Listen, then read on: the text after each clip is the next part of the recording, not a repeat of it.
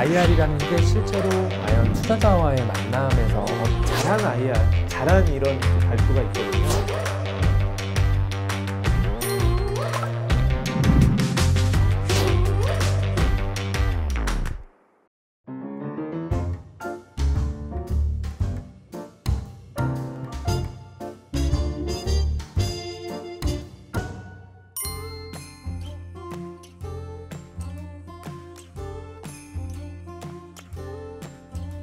안녕하세요. 안녕하세요. 잘 지내셨나요? 네, 저는 잘 지냈습니다. 네. 코로나는 난리지만. 안녕하세요. 네, 안녕하세요. 네. 제가 늦은 건 아닌가요? 늦진 않으셨습니다. 딱 맞게 오셨어요. 오늘 약간 덥네요, 진짜. 네. 안녕하세요. MI 소셜 컴퍼니 비스크의 김정태라고 합니다. 반갑습니다. 네, 저는 또 왔습니다. 임팩스퀘어 도혜명입니다. 오늘 원래 또 다른 한 분 또 오시기로 하시지 않았나요? 맞아요. 원래 한 번 더 임팩트 투자자가 오시기로 했는데 코로나가 지금 극성이잖아요. 맞아요. 네, 해당 기관에도 코로나 확진자가 생기셔서 검사받고 격리하시느라고 오늘 참석을 못하게 되셨습니다. 아쉽게도. 그럼 우리 연기하는 건 아닌가요? 연기를 할 수가 없어서 네. 많은 분들이 지금 이제 잡혀 있으니까 저희 둘이서 잘 해보는 걸로. 둘이서 예, 잘 해보도록 하겠습니다. 오늘 대단한 날이네요. 오늘 그 IR론의 좀 어떤 컨셉이나 뭐 가구 같은 거 한번 말씀 부탁드려도 괜찮아요? 오늘 팀 중에 한 팀이 코로나 바이러스 확산과 관련된 데이터를 또 수집하고 정보를 공개하는 그런 팀이에요. 그러니까 또 타이밍 맞게 그 이야기를 좀 저희도 한번 들어보면 좋겠다는 생각이 들었고요. 아주 시의적절한 팀이니까. 그리고 또 팀들 중에는 지금 고민들이 다들 임팩트 투자자랑 어떻게 커뮤니케이션 할지를 고민을 많이 하시더라고요.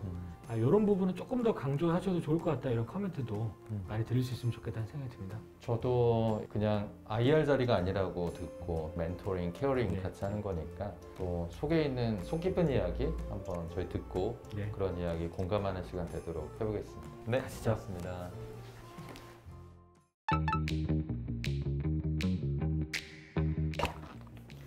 안녕하세요. 안녕하세요. 안녕하십니까. 네, 저는 Save Resources, Save Lives, 닥터스 온 더 클라우드 대표 한덕재입니다.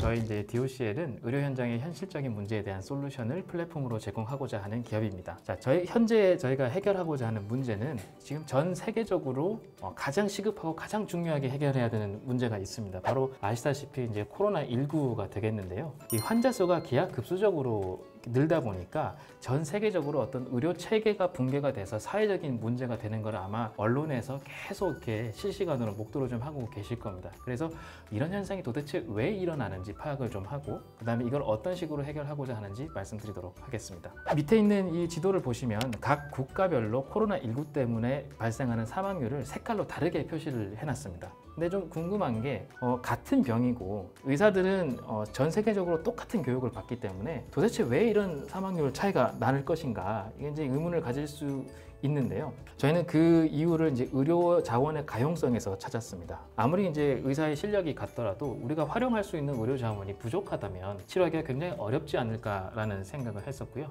내가 검사를 받으러 가야 될까 말아야 될까, 사실 이거는 중요한 시점이 이미 지났다고 생각을 합니다. 그냥 불안하면 가서 그냥 검사 받으면 되니까요. 실제로 감염이 된 환자 입장에서는 나는 아파서 입원을 해야 되는데 이미 병원이 포화 상태예요. 근데 이 입원한 사람들이 퇴원을 해서 나가주지 않으면 뒤에 환자들이 입원을 못 하거든요. 그러면 밖에 남겨진 환자들은 결국 사망률이 올라갈 수밖에 없고 환자 적체가 계속 심화되다 보면 이런 것들이 사회적 문제가 됩니다. 우리나라는 그나마 좀 이렇게 안정적으로 돼가고 있지만 개발도상국에서는 아직도 엄청난 문제가 되고 있습니다. 솔루션은 환자가 자신의 체온과 증상을 간단하게 앱으로 입력을 하면 서버에서 AI로 이 증상과 체온을 받아서 이 환자가 어떻게 악화를 할 것인지에 대한 위험도를 예측을 합니다. 그럼 그것을 다시 환자한테도 제공을 해주고요. 의료진한테도 이 결과를 제공을 합니다. 환자 입장에서는 내가 어떻게 될 것인가에 하는 그런 불안감도 좀 해소를 할 수가 있을 것이고, 의료진 입장에서는 환자가 안 그래도 이렇게 몰아쳐서 너무나 바쁜데 이런 아주 수치하다는 자료가 있다면 이 환자를 입원시킬 건가 말 것인가, 그 다음에 넥스트 플랜으로 이 사람을 어떻게 치료할 것인가 디시전 메이킹을 하는데 조금 서포트 해줄 수 있는 그런 툴이 될 거고요. 또 확진 환자용 앱이랑 의료진용 앱은 항상 실시간 연동이 되기 때문에 의료진은 이 스마트폰만 들고 있으면 환자 상태가 어떻게 변화하는지 모니터링을 할 수 있다는 겁니다. 굉장히 적은 수의 의료진으로 많은 수의 환자를 컨트롤할 수 있다, 이렇게 말씀드릴 수가 있을 거고요. 저희가 이 플랫폼으로 성과를 좀 말씀을 드리자면 google.org에서 해외 사업에 이제 사용할 수 있는 한 50만 달러 정도의 이제 그랜트를 받은 바가 있고요. WHO에도 이제 등재가 돼 있고 올해 코이카 CTS 프로그램에 선정이 돼서 인도네시아에 지금 진출하려고 지금 실무 협의를 여러 가지 하고 있습니다. 그래서 이런 저희 플랫폼을 한 3가지 정도의 말로 저희가 이제 요약을 해볼 수 있을 것 같은데, 제 생각에는 인공지능, 그다음에 확장성, 공공성 이 3가지로 이제 말씀을 드릴 수 있을 것 같고요. 그러니까 이런 이제 특징을 이용해서 저희가 3가지의 이제 서비스 라인으로 이제 확장을 하려고 지금 그로스 플랜을 지금 잡고 있습니다. 그 중에 이제 오늘 설명드릴 거는 이 신종 감염병 프로젝트에 대한 거고요. 신종 감염병 프로젝트라는 건 사실 이 코로나 프로젝트하고 똑같습니다.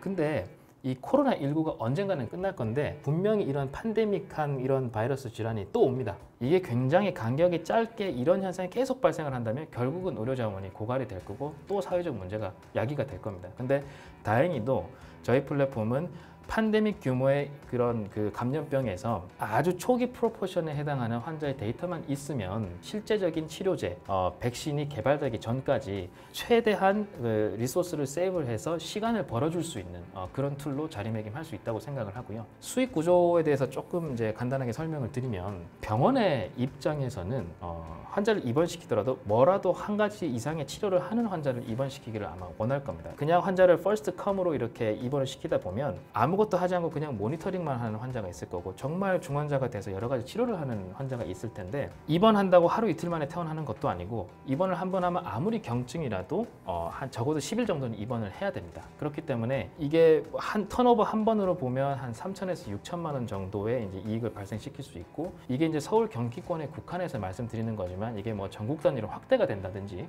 아니면 이런 니즈가 있는, 특히 의료 체계가 이제 확실하지 않은 그런 개발도상국에 이거를 보급을 한다고 했을 때는 굉장한 수익 창출이 될 거라고 저는 예상을 하고 있습니다. 메인 프로젝트인 이 감염병 플랫폼을 장기간 유지하기 위해서는 막대한 자금이 소요될 걸로 이제 예상을 하고 있습니다. 그래서 저희 생각에는 그 규모가 한 10억에서 20억 정도의 규모가 되지 않을까 이제 예상을 이렇게 하고 있고요. 그리고 앞으로의 발전에 어떤 더욱 박차를 가할 수 있는 그런 원동력이 된다고 저는 생각하고 있습니다. 저희 프로젝트에 대해서 이제 궁금하신 점이나 아니면 어떤 고견이 있으시면 가감없이 말씀 주시면 감사하겠습니다. 그러니까 정부의 지원 사업이나 아니면 CTS 같은 이런 사업의 프로젝트 자체를 지원하는 이런 여러 가지가 있는데요. 상금은 사실은 꼬리표가 없는 돈으로서의 가치가 있지만 반면에 도와주는 건 없습니다. 그리고 확률이 떨어지죠. 상금은 몇 명만 따는 거니까, 대신 꼬리표가 없는 돈이니까 아무 데나 쓸 수 있다는 장점이 있고 명성이 생기죠. 그리고 일반 지원금은 꼬리표는 있지만 비교적 큰 돈을 다수에게 제공하기 때문에 유용하게 쓰기에 가장 많이 활용되는 게 지원금이고요. 그리고 CTS처럼 특정 목적에 맞는 프로젝트 펀딩을 하고 파이낸싱을 해주는 이런 구조는 해당 목적이 우리가 원하는 것과 일치한다면 굉장히 유용합니다. 왜냐하면 호혜적으로 다양한 지원들이 이어지거든요. 닥터스 온더 클라우드 같은 경우에는 목적성이 너무나 잘 맞고, 또 이것이야말로 우리가 최근에 이번 정부에서 많이 강조했던 의료나 기후변화에 대한 ODA라는 하나의 특성에도 아주 적합하게 있기 때문에 좋은 사업이 될 거라 생각합니다. 수익을 추구하는 것과 임팩트 향 두 가지 나눴잖아요. 네. 근데 아마 여기 함께 하셨던 공동차업자분들이 돈이 되는 거를 만들어야 되겠다고 생각해서 아마 이거 안 하셨을 것 같거든요. 맞습니다. 근데 대부분은 브레이크 스루라고 하는 돌파구가 돈이 되는 거 안 되고 이 문제가 아니라 진짜 필요하고 어떤 문제를 해결하는 진짜 어떤 지점들을 파악했을 때, 근데 이게 나중에는 돈이 안 되네? 그런데 이런 부분을 가지고 또 수익을 어떻게 만들 수 있을까? 이렇게 자연적으로 다가가거든요. 맞습니다. 그래서 그런 부분에서 전형적으로 정말 임팩트 비즈니스 유형으로 나오신 것 같아서 저 더 궁금한 것들 계속 물어보겠습니다. 병원에 입원을 시켜야 되는데 만약에 우리가 내보냈다. 그때 문제가 발생한다라고 하는 거는 굉장히 심각한 문제를 만들기 때문에 예측 정확도에 대해서 어떤 식으로 접근하고 계시고 확정이 되어 있는지 일단 예측 정확도 측면에서 먼저 설명을 드리면 제가 이제 그런 부분을 저희가 논문으로 사실은 냈습니다. 저희가 실제 그 밸리데이션을 했을 때 이 환자 데이터를 넣어서 이 앱에서 이야기해주는 결과와 그 다음에 실제 환자가 갔던 코스를 비교를 했을 때 일치도가 한 0.88, 그러니까 88%에서 90% 초반대 정도로 이제 확인이 됐습니다. 이거를 말 그대로 이걸로 진단을 하겠다라고 생각을 하면 그건 아니고 내가 굉장히 바쁜데 너무 헷갈려서 모르겠다. 그렇지만 이거라도 있으면 내가 좀 더 도움을 받겠어 라고 하는 수준에서는 충분히 사용을 할 수 있을 것 같고요. 사실 이거를 만든 이유가 뭐 여러 선생님들 도우려는 목적도 있었고 했지만 제가 코로나 환자 직접 보는 입장에서 제가 필요해서 이제 만든 것도 사실은 있습니다. 전문가 창업에는 장단점이 다 있죠. 장점은 해당 영역에 대한 전문성을 이미 확보하고 있고 경험도 있고 네트워크도 있어서 사업을 실제 그 생태계 내에 안착시키는 데에는 엄청나게 수월하다는 점이 장점이고요. 근데 문제가 있다면 자신이 갖고 있는 전문성 자체에 매몰되어서 전체 생태계를 보지 못하고 그리고 사업보다는 솔루션 중심으로 도구 중심으로 생각하는 경향이 굉장히 강한 거죠. 그리고 돈이 돌아가는 방식이나 이런 이해도를 낮고요. 다행인 거는 닥터스 온 더 클라우드에서 이야기하는 방식은 사업하고 크게 어긋나 있지는 않은 것 같아요. 그리고 해당 영역이 그런 바이오 기술 창업은 아니니까 오히려 임상 영역에 가까우니까 비즈니스하고 동떨어져 있는 영역도 아니고 그래서 여러모로 괜찮았던 판단이 듭니다. 기본적인 통계로 논문이나 이런 부분들에 대한 검증이 기본적으로 끝났다는 것도 어느 정도 이해가 됩니다. 근데 이게 다른 사람이 따라오지 못할 만한 진입장벽은 아니라는 생각이 들어요. 결국에 우리의 차별성은 어디에서 나오는 건가요?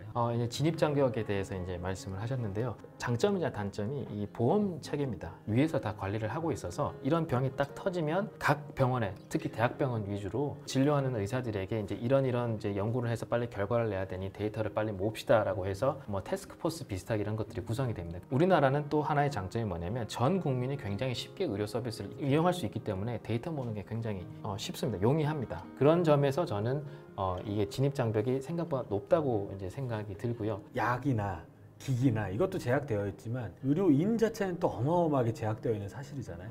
개도국이 제일 없는 거는 약이 아니거든요. 의사죠. 그러니까 그 포인트에 대한 어시스턴스가 명확하게 일어나서 최적화가 일어난다면 말씀하셨던 효과들에 대한 검증이나 좀 제너럴라이즈가 될 수 있다면 비즈니스 모델이 있을 것 같아요.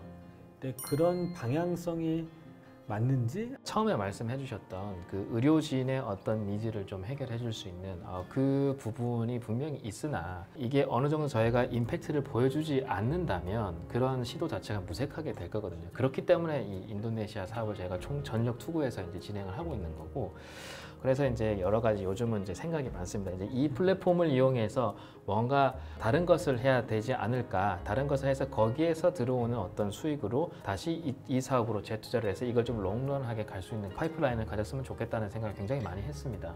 그런데 지금은 저희가 아직 스타트업 초기이기 때문에 인적 자원이라든지 이런 것들이 다른 어떤 큰 기업들에 비해서 매우 작지 않습니까? 그래서 아까도 말씀하셨다시피 하나 하기도 벅찬데 이것저것 하기가 굉장히 힘든 상황이긴 합니다. 오히려 이제 그런 점이기 때문에 저희가 이제 인력 풀을 조금 이제 늘리기 위해서 사실 이제 뭐 투자나 이런 것도 필요한 니즈도 있고요. 그렇다면 우리가 이런 인적 자원을 최대한 활용하지 않고 우리 내부적으로 뭔가 할 수 있는 프로젝트는 없을까라고 생각을 했습니다. 그게 아까 제가 보여드렸던 PMS라든지 그 풀모놀로지 이제 프로젝트라든지 이제 그런 것들입니다.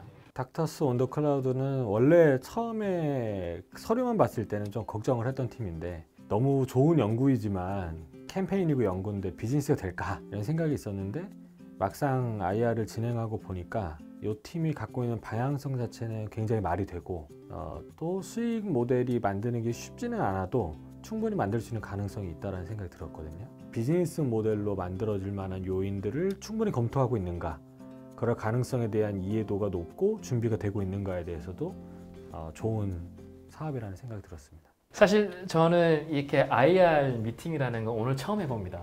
뭐라 그럴까 이렇게 긴장한 상태에서 왔고 막상 오니까 이렇게 분위기도 너무 편하고 잘 대해주시고 많은 조언을 해주셔서 굉장히 뜻깊은 자리가 됐고요. 일단은 저희가 뭐 여러 가지 프로젝트를 생각을 하고 있습니다만 지금 제일 중요한 거는 코로나를 일단 해결을 하는 거고 저희가 돈을 떠나서요. 일단은 많은 환자를 살려야 되지 않습니까? 최대한 많은 생명을 구할 수 있는 미래에도 여러 사람을 살릴 수 있는 그런 플랫폼으로 발전을 할 수 있었으면 좋겠습니다. 네, 이상입니다. 감사합니다. 네. 고맙습니다. 네, 감사합니다. 개선이기보다는 더 많은 시행착오를 겪어보시면 좋은 것 같아요.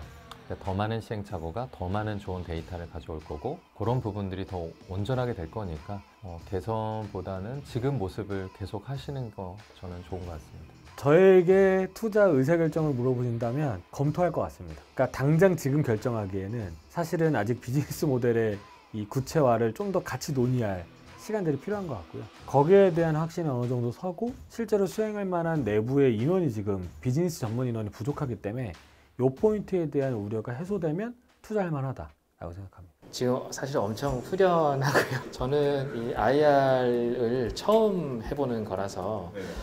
사실 어떻게 해야 될지도 잘 모르겠고 이제 이런 게 굉장히 컸거든요. 다행히 이제 옆에서 많이 도와주시는 분도 있었고 또 막상 오늘 와 보니까 너무 편한 분위기에서 잘 또 조언을 해주셔서 정말 뜻깊은 자리가 됐습니다.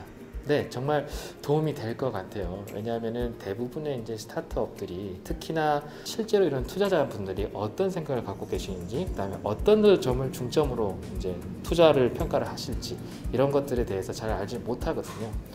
그렇기 때문에 이런 경험을 해본다는 것이 저희 앞으로 경험을 쌓는 것, 그러니까 향후에 어떤 플랜을 잡는 것, 어떤 것에 대해서 굉장히 도움이 많이 될 것 같습니다.